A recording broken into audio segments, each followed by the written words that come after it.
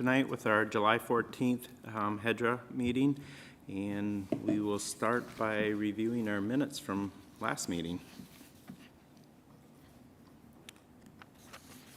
Any questions or changes to the minutes? If not, I'd look for a motion to approve. So moved. And a second? Second. All in favor say aye. Aye. Opposed, and that carries. And then next on our agenda is we have our bills. So if you want to, is there anything, there's not too much there, so. No, but pretty light month as far as bills go. You had a few conference-related facilities and a very small legal bill. Okay. Second, and all in favor say aye. Aye, and that carries.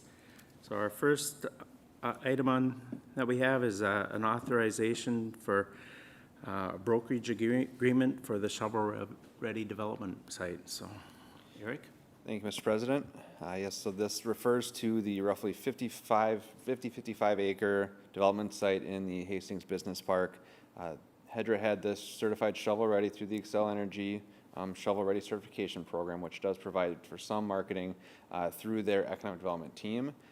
Staff has listed it on LoopNet from what we can without a paid membership, and we try to market it as we're able to. One thing within your strategic plan is to find avenues to get this site and really all of our industrial sites, but this one specifically, in front of more people, try and get that developed. We've done our due diligence, the necessary pieces to show that this is a great development site. It's ready to go. We have all the environmentals and the surveys and whatnot completed, but we're proposing to bring on more help. And we're proposing to bring that on in the form of a partnership with Rocos Advisors. John and I met with two separate brokerage firms to kind of get an assessment for what could be provided and what that would look like. Based on those discussions, we're proposing a brokerage agreement with Rocos Advisors. I'll get into the reasons for that in just a moment. The proposed agreement would be an 18-month partnership, 6 month check-ins. We would receive a written update every month in terms of activity, what they're hearing, what they're seeing, who might be interested, and the agreement would have a 30-day notice to terminate at any time for either party. Within that 18-month partnership, should a project come forward that would result in a land sale, that for whatever reason that project was coming around Rocos, so it wasn't being brought to us by Rocos, Rocos would still operate as the owner's rep on behalf of HEDRA for that sale and would represent us in that, so they would still receive a commission for that work. The specific services provided are listed there. I won't read them off individually, but really what you would mostly expect with one really key differential, and Josh here will speak to that in a minute more detail, but the partnership between Rocos Advisors and Measure Group. Measure Group, which Josh is the principal of, landscape architecture, site design. They're going to put together some conceptual site plans and renderings for what could be placed on the site. Included in this, no charge to HEDRA, as basically marketing materials for the brokers to go out and utilize when we're trying to, again, get the site developed. In addition, when they get somebody on the hook, so to speak, that's when Josh can come in, put together a rough conceptual design for the site to show them, yes, here's how your building or how your business would actually fit on the site. Again, included in that, and then the only compensation would come when an actual sale would occur. So HEDRA would not receive an invoice for that work. The team here, you got Raisa Motala, Vice President with Rocos, and then her support staff, Tanel Marshall and Courtney Hansen, and then Josh McKinney, who was referenced earlier. Compensation, as mentioned, would only be upon successful development and sale of the property. They would propose a 3% commission on the sale. As HEDRA is well aware, there is a potential reduction in the sale price of the property. If HEDRA were to provide an incentive in the form of reduction of the land price, the commission level would still be based upon that base valuation of the property. However, the commission would be paid by the developer in both scenarios, whether there's a land reduction or not. And so with that, we are looking for action this evening by HEDRA to authorize signature of the brokerage agreement, but I do want to provide Josh an opportunity to speak to you and answer any questions you might have. And maybe before I ask Josh to come up, I'll ask HEDRA if you have any questions of staff. Is there any questions tonight? Mark? It may be for Josh. do we have to provide, how much do we have to provide to the broker, like data? Do they need to know, here's your workforce, this is what people do in town? Does that help sell this? Or I just want to know how much work we got to put into this, and then we're still giving out 3% on top of that, but is that going to be a requirement of ours, or is the broker going to say, I'll go find the data, they can talk to the chamber and get all that? How much work are we putting on ourselves is the broker going to ask us for? Yeah, Mr. President, Commissioner Vaughn, we've already done a lot of the work in the form of the shovel-ready development work product. So the Phase 1 environmental, the Alta survey, the geotechnical reports, all those things that they would look to have that helps, what those end users are going to want to see. We already have that, and so that's just simply emailing them over those PDFs what's required. Now, in terms of those tangible items, we would lean likely on greater MSP and deed to provide some of those workforce numbers if that was requested. Not necessarily a big burden on city staff because we do have those regional resources. I would also think it's, I don't never like to assume, but a safe assumption that Raisa and her staff have the ability to find those data points as well. Okay, thanks. This might be for Josh too, I don't know, but given the time that property's been marketed and made available, and it's been, I don't know what the years are, but I know it's years, right, John? It's approaching decades.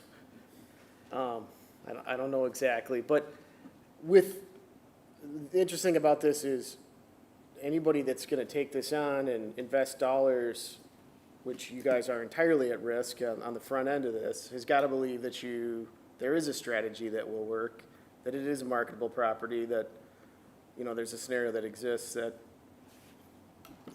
will be fruitful for you as an organization. Otherwise, you're not going to enter into an agreement to sell something or broker something that you can't market.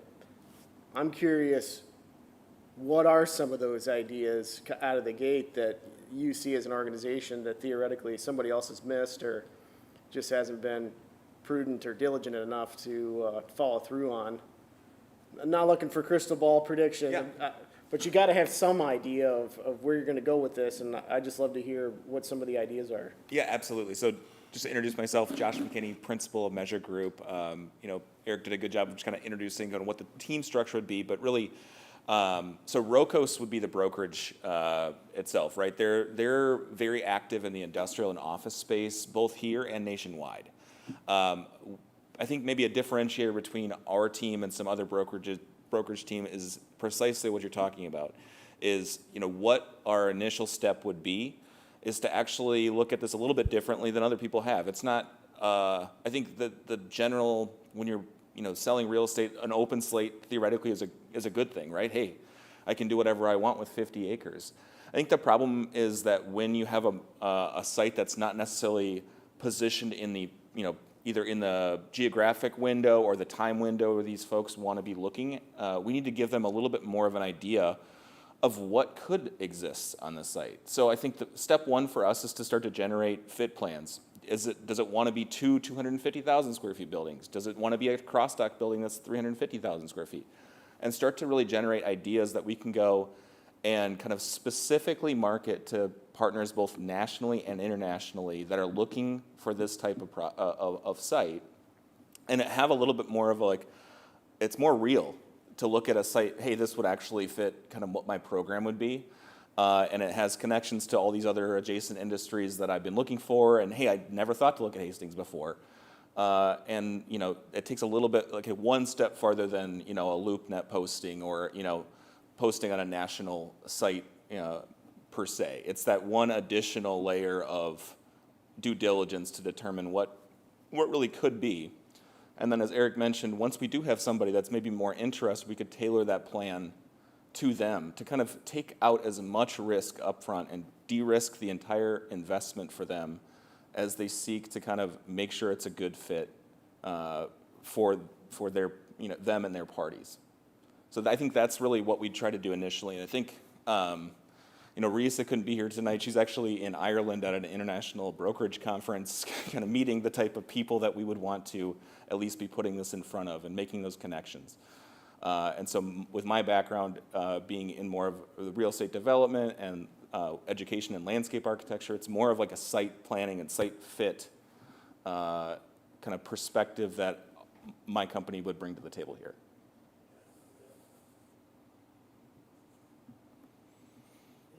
John, Eric, have you steered this in any way? I know we talked just kind of casually about, do we continue to push for take the whole site, or do we start to look at breaking it down? Have you driven that in any particular way, or is it just we hand it over and look for them to leverage their expertise and experience? Commissioner Sinclair, the latter there, in Okay. terms of, we have the acreage, go tell, the market hasn't come to us and say, here's what we want to do with it. So we really want this team to go out to market and say, what do you need, using Josh and Risa to then say, okay, we're hearing what you need, here's how that it fits on that site. Now let's make something happen. Okay. Perfect. Commissioner Johnson?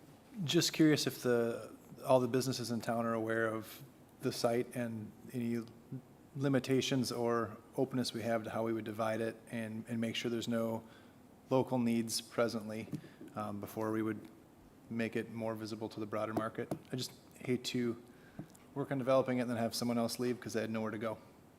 Yeah, Commissioner Johnson, yeah, that's I guess, and we'll get to that in the next item, but the Land for a Dollar program and the overall business park, so that was launched in 2002, I believe.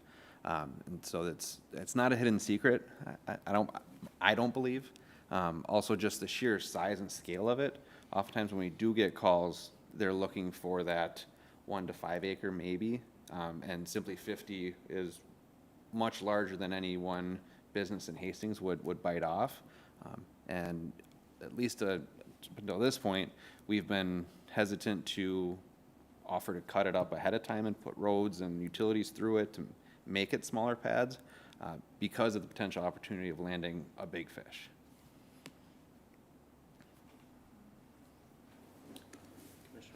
Yeah, I just want to follow up. That's a good question, Commissioner Johnson, because right now we're looking at the 50 acre, looking at hiring a broker to do one part. I kind of look at it like a TIF thing. Why is it only a 50 acre thing? Why isn't all of our property that we have in industrial park not the same? If you're talking to somebody saying 50 is too much for me, but I got a 1 acre or 5 acre thing, you know what, they got one of those, or is that just gonna be a pass on saying, I don't do those ones, you gotta go talk to city staff on that one? I just wonder, that's the first part, and then the second part would be, if you were looking for an expansion, and let's say I'm bringing a big business, I take all 50 acres, there's not a whole lot left after that for future growth. Do we have to have that strategic talk to say, here's where our next move is gonna be, because it's only gonna help the broker say, here's the first part, but just FYI, the HEDRA is talking about the next part that might help the sale. So I think there's some domino effects to this that I support doing this, but I think it might be bigger than just a 50 acre site to help staff. So, my 2 cents. Any other questions? Josh, when you were talking, did you mention that you might break it up with what you're doing, or are you trying to? Yeah, I think, so obviously, as Eric mentioned, we'll be going out to the market and actually just taking interviews from what a traditional prospective buyer would say when they look at this site, right? So I want their first take, and I think just something for HEDRA to recognize is like these national and international developers, when they go and hear about Hastings, their first thing is to go to aerial, and then they'll look for, the adjacent arterial connections, and they'll generally stop there. Do I have it or don't I? And it's a kind of a binary decision because they don't want to waste any of their kind of opportunity cost at that point in time. So it's our job to kind of determine, is that our initial issue? Are we having, issues getting traction at that exact point? Or is it once they dig one layer deeper, hey, I don't like, who I'm next to, or what is it that's really kind of preventing the broader, industrial or manufacturing community, to say, hey, this isn't going to work for me at this point in time. So our first step is inventory. And then the second step is to identify, like, is 50 acres too much? Does somebody want 20? And we could go at a 125,000 square foot building. Here's what that would look like. Here's how that could phase out over the next, several years and provide, this body as well as, other people that are looking in the market a different option than hadn't been considered at that point in time. So, but to your point, it could also look the exact opposite. What if we find out that, people want, 25-acre chunks, all over town or in a different area? We certainly can bring that feedback back to this body, and kind of that could inform future decisions for you as well. Certainly, we're kind of on a fact-finding mission. We think we know, based on a high-level look, and it's in your packet as well of kind of our initial overview. But we need to dig one layer deeper, and we need to keep kind of going through the process for how, we would go find a buyer, I guess. Okay. What is the largest acreage site that we have out in the industrial park outside of this 50 acres? So existing businesses, who has the most land? There's a 3-acre piece directly south of the water tower off of Spiral Boulevard. And then there's 2 contingent or adjoining pieces that together is about 5.5 acres. It's at the Is corner that of what's Spiral existing? and Enterprise. Okay, Spire. Yeah, so that was the one that we previously had a purchase agreement in place with Miller Electric, and then subsequently with WSI Sportswear. I guess I'm asking, in the whole industrial park, not what's available, but existing businesses, what is the largest business out there with acreage? Yeah, Commissioner, I would say probably 10, 20 acres at the most. If you take a look at the Intech site or the Quality One site, those would be 2 of the larger ones. From a square footage standpoint, those are, a little over 100,000 square foot as far as the building size. So they're probably a little over 10 acres apiece on that. Yeah. So to try and find this 50-acre piece, we haven't been successful with it yet. Right, I And think. maybe it does make sense to look in a different direction to see that, but with the understanding that in all reality, there probably would be smaller sites at some point broken down. Who knows? I don't know. Yeah, our general philosophy in the park over the last 20 years has been, we want to be able to serve those small local businesses and find a place for them. And we've been fairly successful in that, in the creation of these 1 to 5 acre lots for business expansion. And most of the business expansion we've seen in the last 25 years has really been localized. We haven't seen a lot that's come outside of that area. This 50-acre piece we've set aside for a large development that could occur.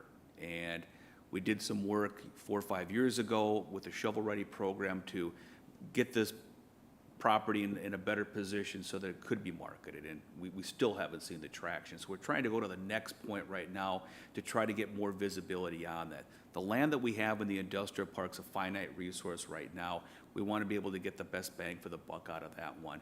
And with the development of this property here, providing income that we can use for the development of future park areas. So what is the value of this property today? Well, that's a great question. I'm not the money person, unfortunately. You're asking the wrong one. Reese had done a study in terms of what the land valuation would be in the packet. But once again, I think it's right hand, left hand in terms of purchase price versus incentives. I think those things are all, definitely a future conversation. And I think one of those things that we'll also be looking at when we're talking to prospective buyers as well is getting their feedback on what this thing should be priced at. Okay. It's not 0, and it's it's not 100 million or something. It's kind of the range we're there. So. Yeah, Mr. President, yep, so on the DS tonight was the presentation essentially from Rocos that outlines their basis evaluation. It wasn't included in the formal packet just because it does have financial information in it that we may use in the future for negotiations, so we wanted to keep that amongst HEDRA, but that is included in front of you there. Okay. Any other questions? Not, we're looking for a motion for signatures for the exclusive brokerage agreement between HEDRA and ROCO Advisors. So do I have a motion for that? So moved. Second? Any other questions? Otherwise, all in favor, say aye. Aye. Opposed? Nay. Got one nay. And we will, that motion carries. Thank you.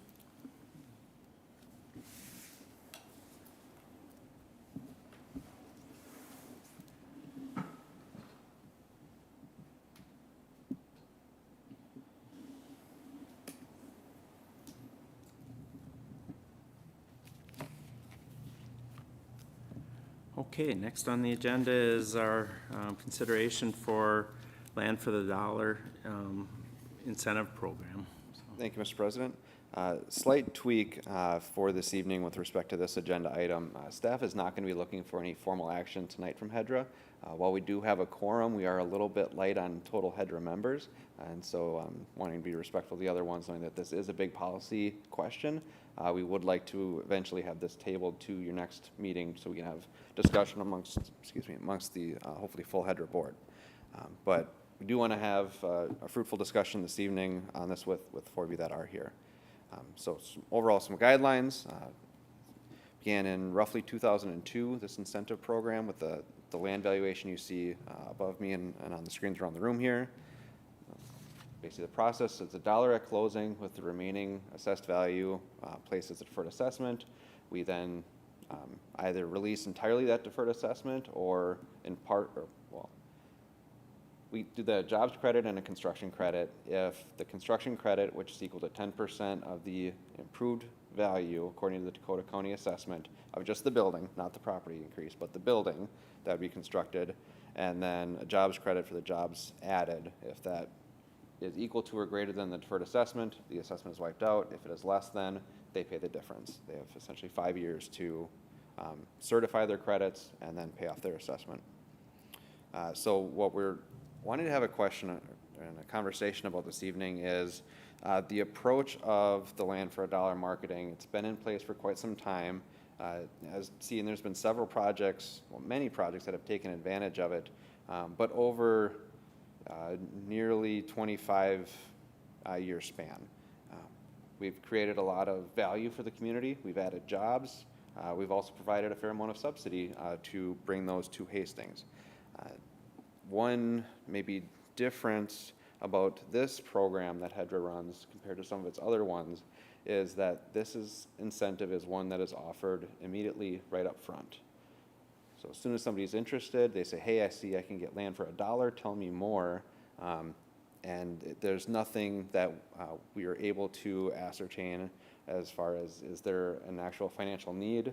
Is there a competitive basis? Is this business considering another community and we're basically competing to land that project? It's just something they come in and they apply for, and in theory they can just get.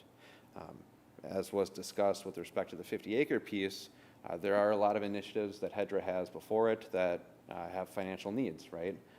A big asset that HEDRA has is the industrial land holdings. And so wanting to maximize the value of that asset to hopefully fund future projects and programs, we want to make sure that we're really juicing this land for all we can so that we can continue to do great work. So really we're just looking for some general feedback in terms of the program itself, kind of the order of operation of offering a subsidy for development. If this makes sense, as was touched on briefly, the industrial market is very hot right now, but no, we're not necessarily getting overrun. It is something that maybe doesn't necessarily require incentive just to land some developments, and so we're just looking for general discussion this night from HEDRA and any questions you might have for staff. So that'll turn it back. Okay, any questions for Eric?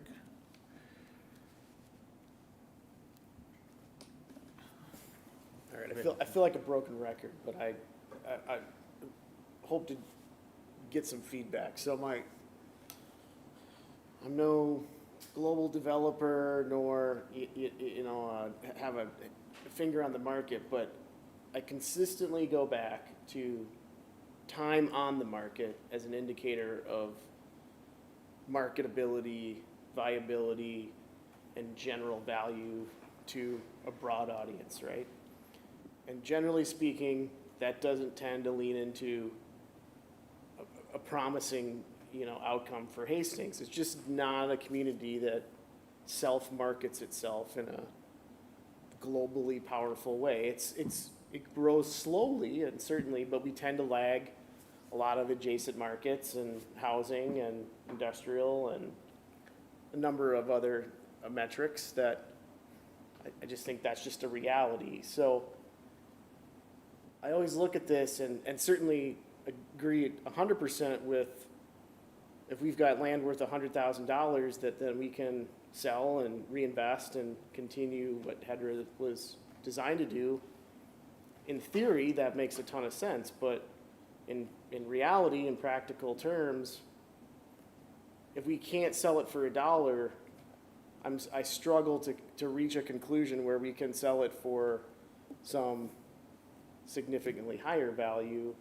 I'm trying to figure out how do you balance those two?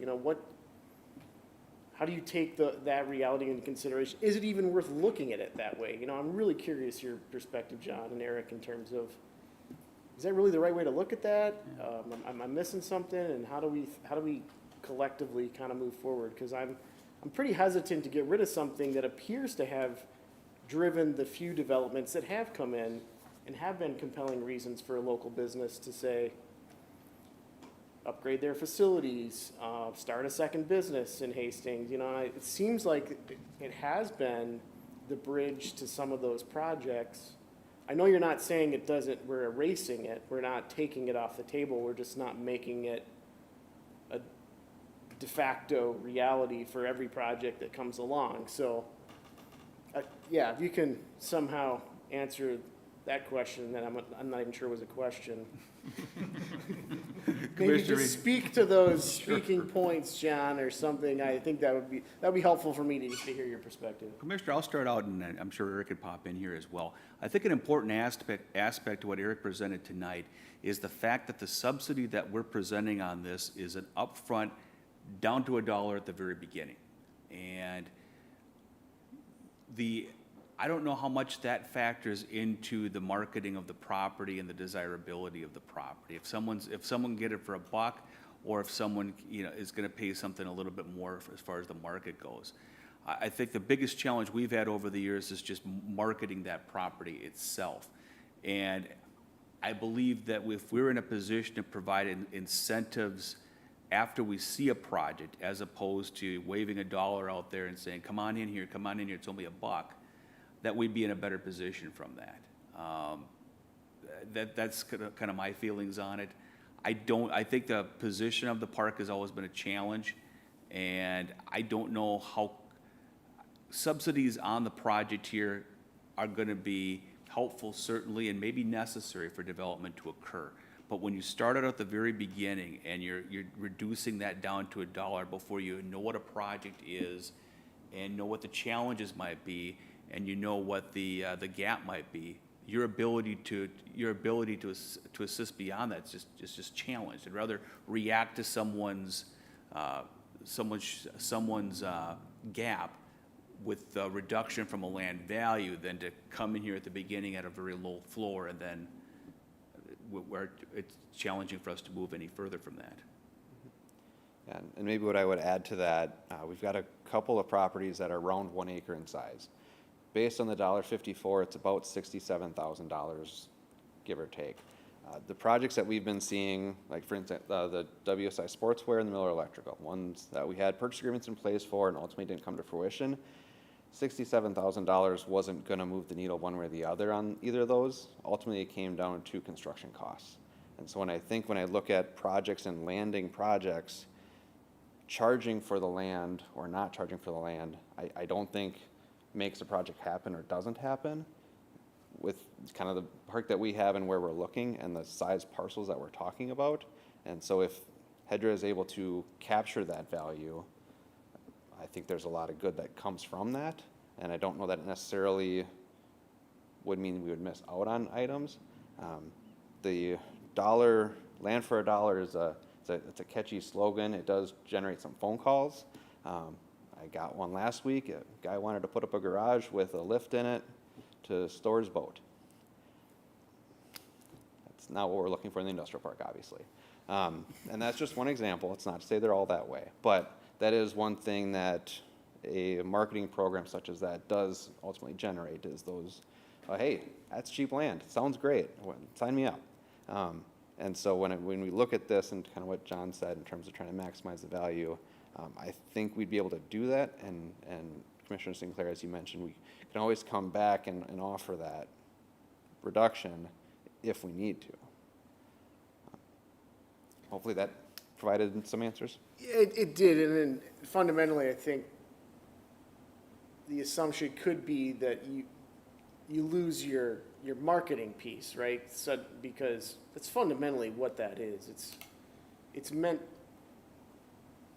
the short term is maybe we generate some income that we can reinvest, but the long term is that we entice and help thriving businesses grow and expand and create jobs and, drive the economy of Hastings. So it's not about the $67,000 per se. It's a piece of it, but I was curious if the hook goes away, which to your point, Eric, it might have the negative effect of looking like desperation perhaps, or it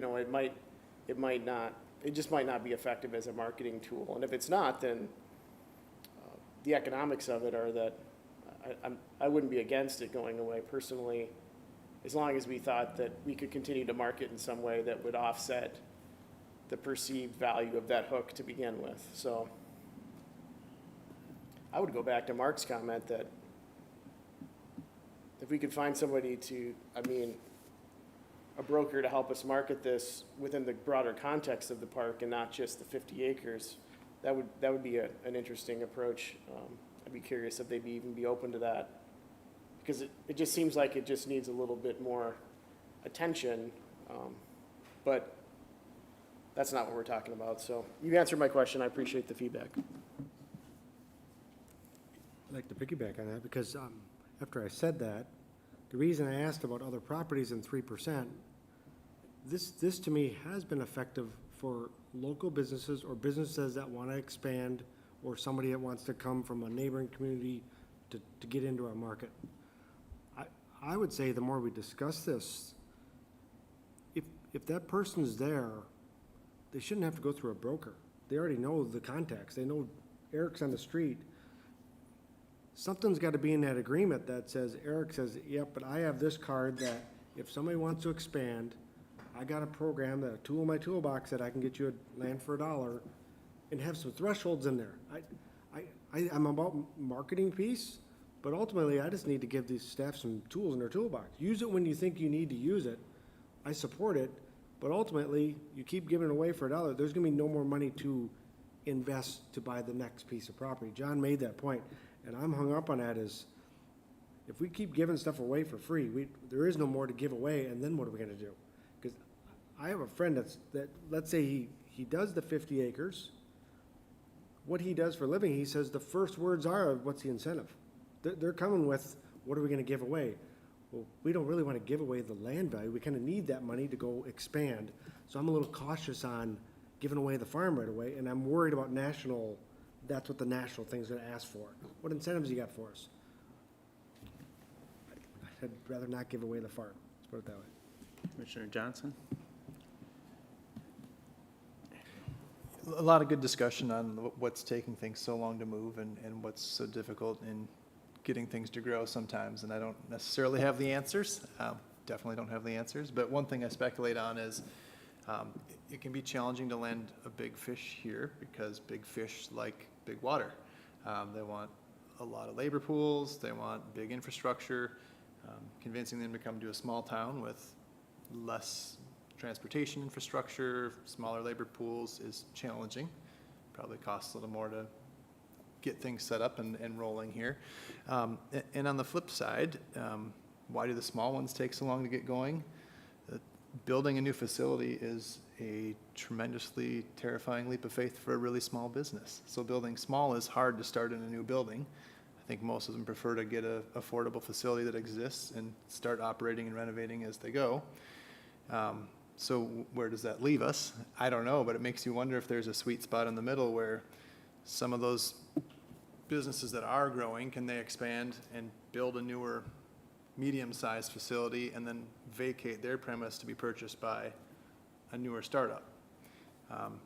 That's not a clean way to do it. It takes time. You can't pick what happens when, but it feels like a more natural progression. Trying to make some comments related to that too. I mean, the way that we've been developing in the industrial park right now has been terribly inefficient. I mean, what we're doing right now is we're generally selling 2 acres for a 10 to 15,000 square foot building with its own parking lot, its own green space around it. If you were to take a look at, you know, what that would generate right now, you know, if we were to take that 50 acres just for the sake of argument and develop it like we've been developing before, I mean, the most I think we'd see out of there might be, you know, 200,000 square feet of building space. The capacity of that is probably closer to potentially 500. And so we would have much more efficiency in doing it that way and being able to tailor it more towards, you know, with this Rocos. But really, you know, we've kind of got 2 markets here. We've got the localized market in which we've been serving with the smaller lots that we have available, and then the larger property here, which perhaps somebody larger could be. How large that would be, I mean, a firm like Rocos will have a better idea as to how that may be determined. I'm gonna keep this going here. New thought, just thinking about how they market, potential, you know, size. One thing I observed just within, you know, up the 61 corridors is more of a speculative development where you've got, I don't know how big those buildings are, but from here to 94, we've seen several nice developments go in that are just larger scale, small business type of developments. Are we going to be open to a speculative development where it's kind of a, if you build it, they will come kind of approach? Or are we going to be limited to the businesses that would move in? How do we balance that? Because to a certain degree, I mean, I believe that the golf course that just got raised over off of 52 is a speculative. I mean, I'm sure that there's some anchorage to it, but it's also, there is a speculative piece of it, right? That it's I believe there's a piece of that it is we're going to build it and then they'll come. Are we going to entertain that? Are we open to that? Is that going to be a challenge for Hastings, given our philosophy on we're going to vet the business first and decide if we think you're going to succeed before we'll sell you the land? Where would we land on that? Yeah, Commissioner Sinclair on that one, because I drive by that now every day. It's going to be a FedEx distribution facility, so they've landed, so, you know, quote unquote, the big fish. That's going to take up, I believe that's who's developing it and who's going to occupy it. So I don't believe any of that is spec. Okay. But there is certainly a lot of spec going in across the Minneapolis-St. Paul CBD. It'll be interesting to see what Rocos brings back in terms of, you know, when they do have those meetings, take those calls with, okay, yeah, is there somebody interested in spec on the 50-acre piece? And I know we're kind of meshing the 2 agenda items now at this point, but they're kind of related, so that's all right. And then HEDRA and ultimately the city council will be faced with that policy decision really of, okay, yes, ultimately we're the landowner, do we want to sell it for spec? And then see how it goes. It'll be interesting to see what they find. Sure. I guess I'd just like to make a couple comments on this. The land for $1 piece, the first 10 years was very successful. I mean, we actually had 16 of the 22 units sold in the first 10 years. It's the last 15 years that we've stopped, and we had the Great Recession or whatever that was in 2006 to 2008 that kind of stopped housing development, stopped a lot of things in Hastings, and I think that is one of the reasons too, is that we just never started our home growth that we have, that we're starting today, but we didn't for 10 years. It took us a while. So you didn't see a lot of businesses come into the community. I think we have the momentum today where it's starting to come with the new apartment buildings, the new development on General Stephen and a lot of housing development. So I think the businesses will start to follow again. So from a lender standpoint, the land from the dollar really does help for, if you're doing an SBA 504 loan, 70,000 doesn't seem like a lot, but yet it might be that 5 to 10% down payment that they need to make the project work too. So we utilize that in the lending, so it is a good thing. And you know, I think it was successful. It's been frustrating for the last 15 years, but I'm hopeful that things will start to happen again. So whether it's in this industrial park or it's for the next industrial park that after we sell the 50-acre parcel and we have to buy another one, we would be looking at that. So anyway, just my thoughts. Any other comments or concerns? Okay, so let's move on to the next item.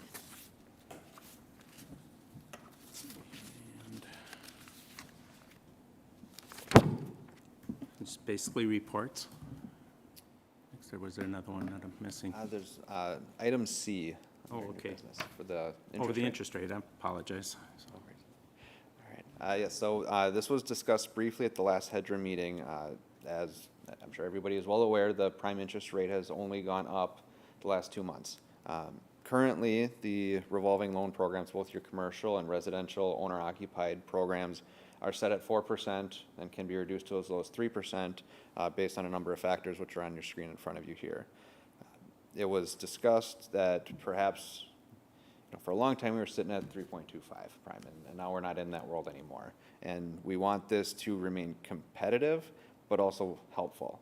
And so the thought is to, instead of having a stated fixed rate in the program guidelines, is to instead index that against prime at the time of application, but still offer that opportunity to reduce that interest rate as low as 1% lower than prime at the time of application, if they can hit any or all of those, I shouldn't say any or all, 0.25% interest rate reduction for each one of those 4 that they're able to hit with the project specifics.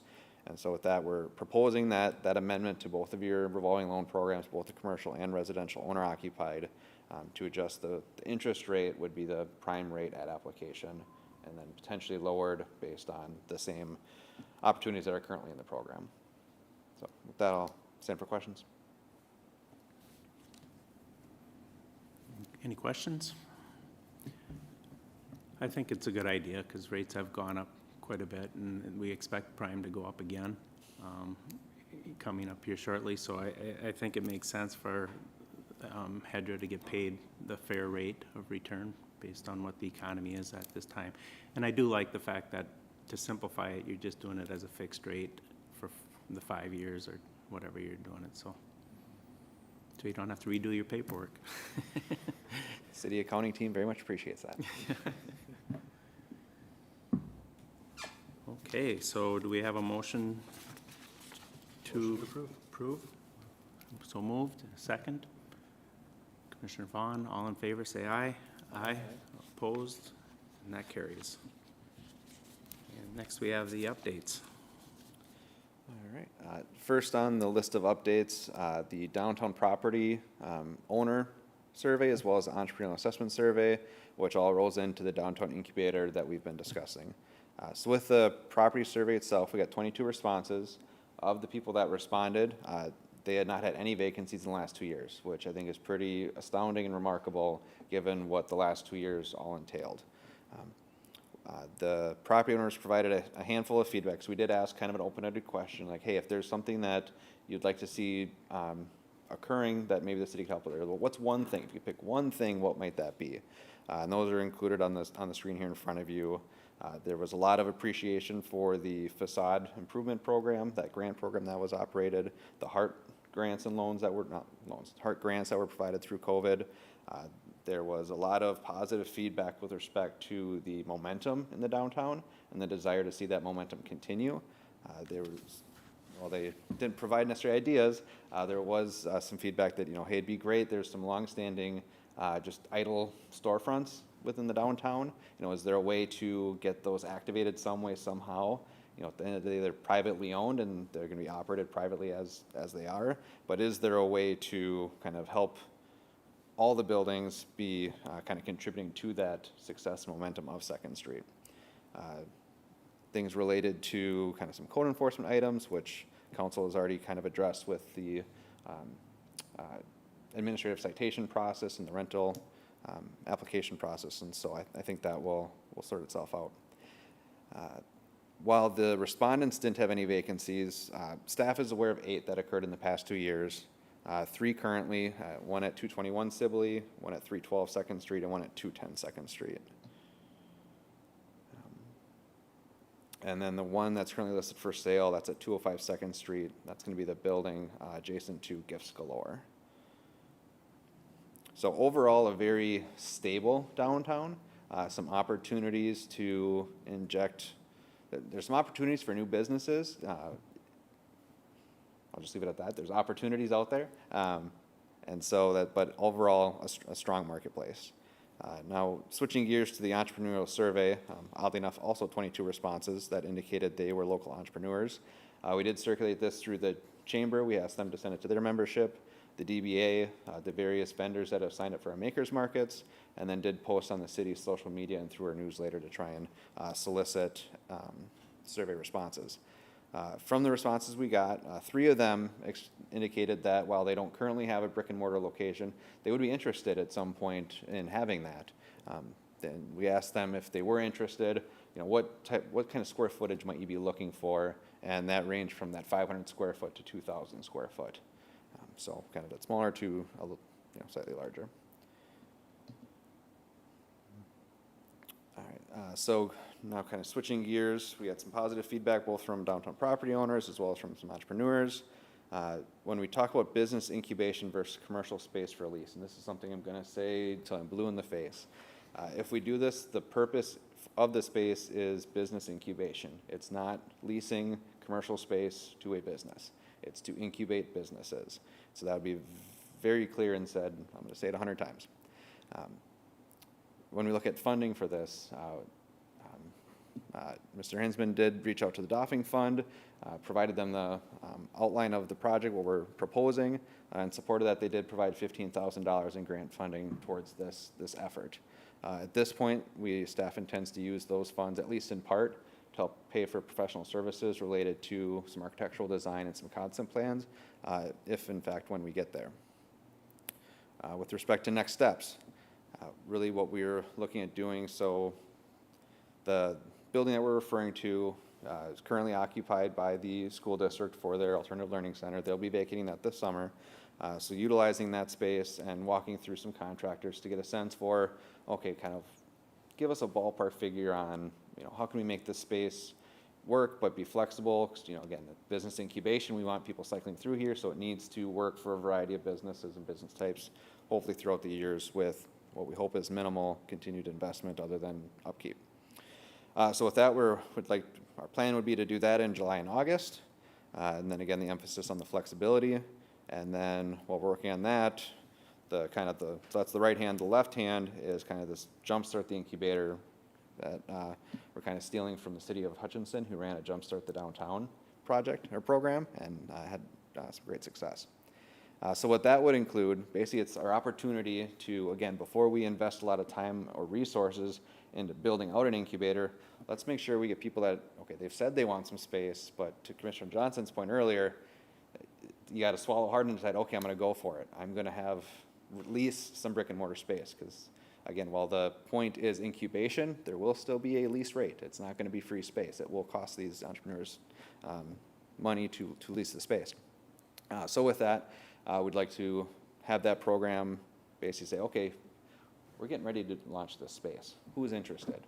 And then, so in basically the next month, John and I would work together to essentially draft the program guidelines, the application process, and application itself. Bring that to HEDRA at your August meeting. Have you look at that, say, yep, looks good, or provide us feedback what you'd like to see changed. And then formally launch it on the 15th. Applications due September 16th. We'd bring those applications, everyone we got, to HEDRA for review at your meeting in October. And then we'd like for HEDRA to say, okay, from the let's see, we get a dozen applications. These, say 6, really stand out, and we want to learn more about them. What we'd like to do is then have 3 members from HEDRA volunteer, and you can reach out to staff if you're interested.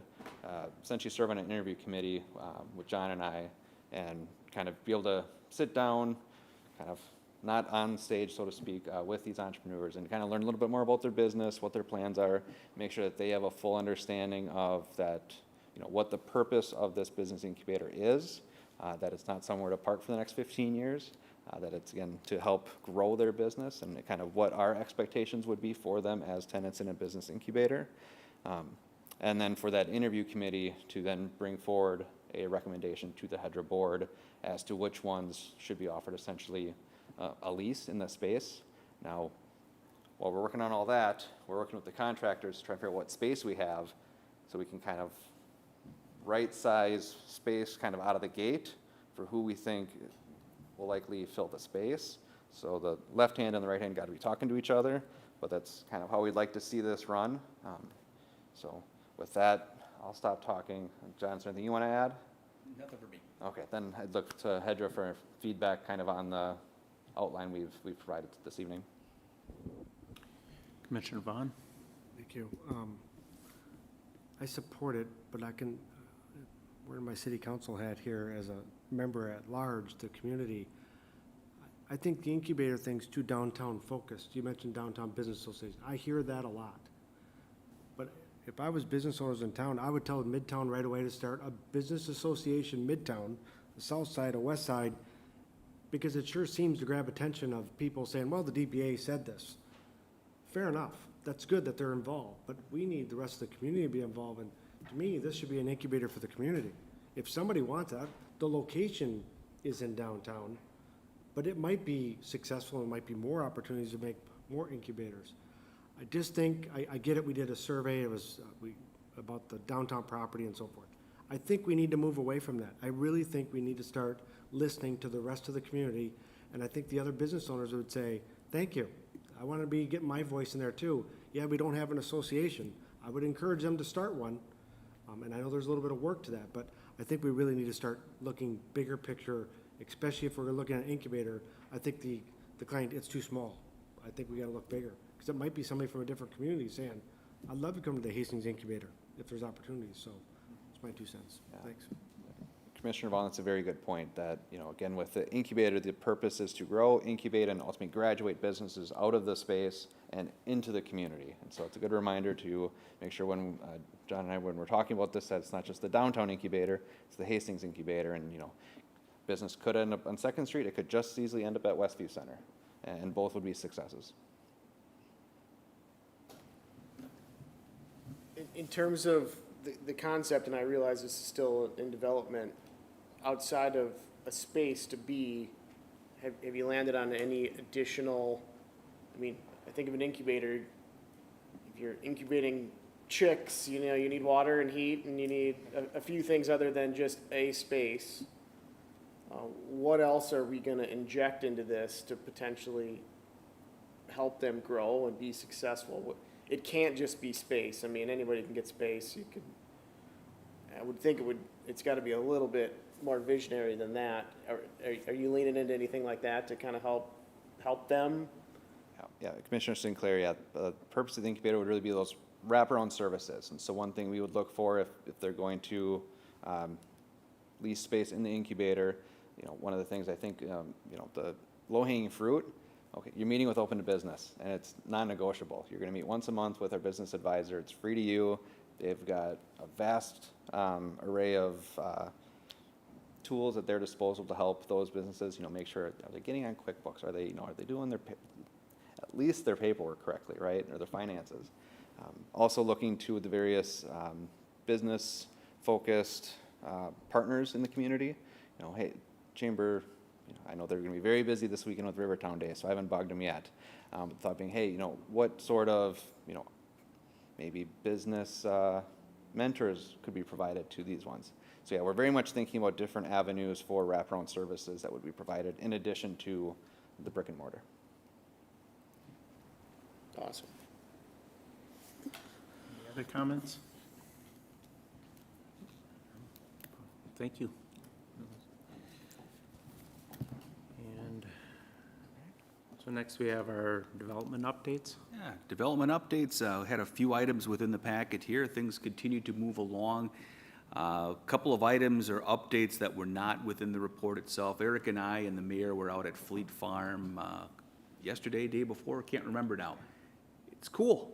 Things are moving along in there. Shelves are up. They've got 140 of 150 hires within the place stocking shelves. I think they had a figure on there of about 120 truckloads is what it takes to fill that place up, and they're filling that place up.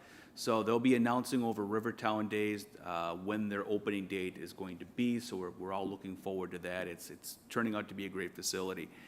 We did close on the Stencil property for Lake Isabel Flats, and did speak with one of the officers of the company today. They're moving forward with their construction loan and getting forward on construction very shortly. The building plans were submitted to our building inspector today as well, so that's moving along. On the Enclave apartment project at the south end of town, building plans are in for that one, and they're under review as we speak. Property is set to be transferred from the current owner to the new purchaser in the next few days, and they're looking to wanted to be able to start something up there as soon as possible. So we've got a few agreements that we're working on for the August 1st meeting, but they should be underway in August as well. So you have those two major projects of apartment buildings, generating about 300 units under construction coming up here, generally about a 9 to 12 month project on construction, so that's great. The Quill senior housing is moving along well as expected. I think they're looking to open up in early this fall, so not too far away at this point. The Jersey Mike's is going to be opening up in September. They're not too far away. KFC was approved, so we haven't heard construction time frame at this point, but expect that to be coming forward. So, and then a lot of great work that's been done with Eric and Intech and Minnesota Deed providing the necessary items for Intech's expansion of 60,000 square feet. So I think that's coming up 29th or so. The public hearing at Deed on the 29th. So we should have answer back on that. It looks good at this point, and we hope to have a project that commences from there. So I think that's most of it. The other one is the Makers Alleyway Market that Eric's been running here. The next one's coming up on the 21st, and we've got I think 6 more throughout the summer, and a number of vendors for that. Great. Any questions yet tonight? Thank you for the update. And I had a quick question on the Quill. Do you know if there's what their success has been for getting people to sign up for it? And because I know we're hoping that it'll free up some housing for people too, and I know, just wondering if you've heard any updates on it. I haven't, but I am curious of that one. I think of all the apartment projects that are coming here, because that's an independent living senior product, it has the best opportunity to free up existing housing. So, yeah, I'll find that out. Thank you. I think that's all we have on our agenda. So with that, I'd ask for a motion to adjourn. Motion to adjourn. And a second, and all in favor, say aye. Aye. Meeting adjourned. Thank you.